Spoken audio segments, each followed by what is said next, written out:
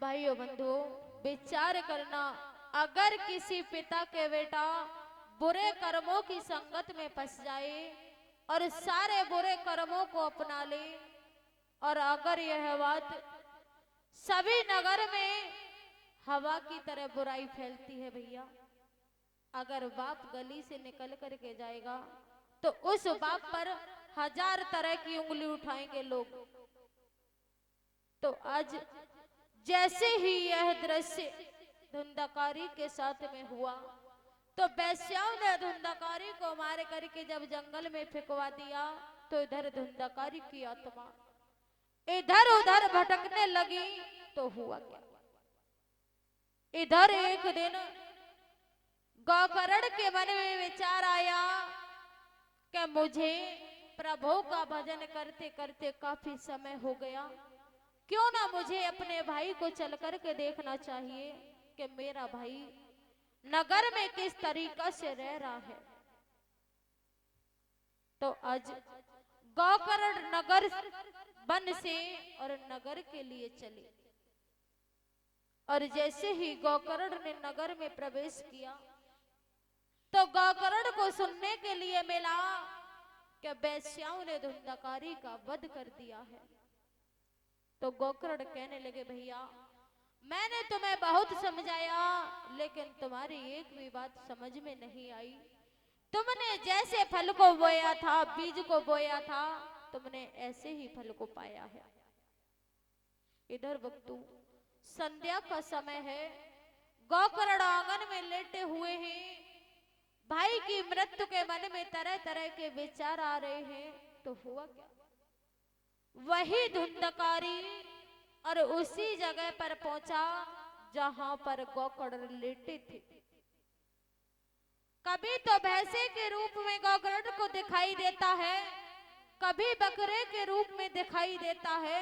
जैसे ही यह दृश्य गोकर्ण ने देखा तो गोकर्ण कहने लगे कि तू कौन है, मुझे इस तरीका से क्यों डरा रहा है, तू मेरे सामने क्यों नहीं आता। आज जैसे ही धुंधकारी ने इतने वचन अपने भाई गोकर्ण से कहे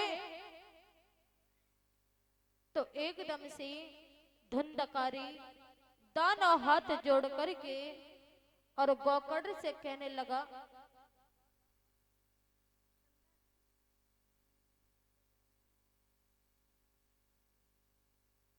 और गोकर्ण से बोला है धुंधकारी, भैया मेरी एक बात सुनो। और बोला है, अरे मो दुखिया की टेरया जुनका सुन लो वीरन हजारी रे,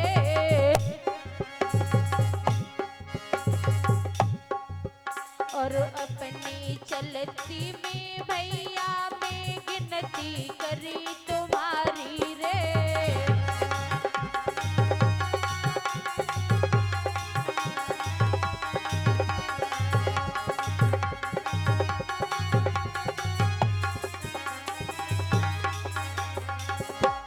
गोकर्ण से धुंधकारी रोकर के कहने लगा और बोला, भैया मेरी एक बात सुनो। और बोला है, अरे आज विपत में पड़ो बिरनम पे संकट पड़ गया भारी रे, और मो पापी को पार लगइयो सुनियो अर्ज हमारी रे।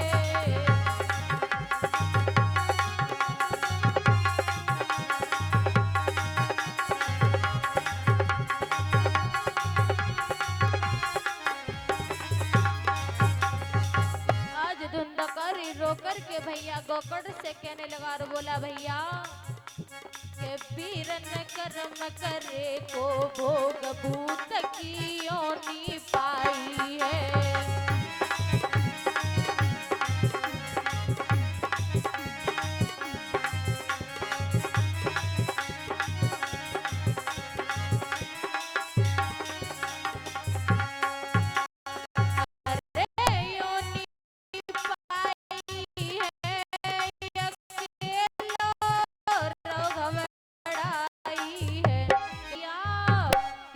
कर्म करो भोग भूत की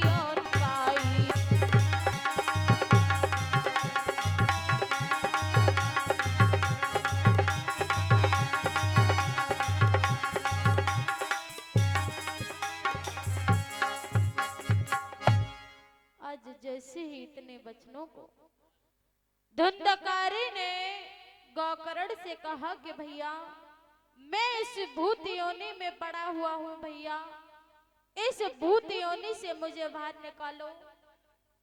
आज जैसे ही अपने भैया की मरम भरी वाणी को गौकर्ण ने सुना तो गौकर्ण कहने लगे भैया पहले तो तुमने अपनी चलती में मेरी भी गिनती करना भूल गए थे, लेकिन जब तुम नरक में पहुंच गई हो तो तुम मेरे पास आए हो, लेकिन मैं तुम्हें इस नरक से कैसे बाहर निकालूं।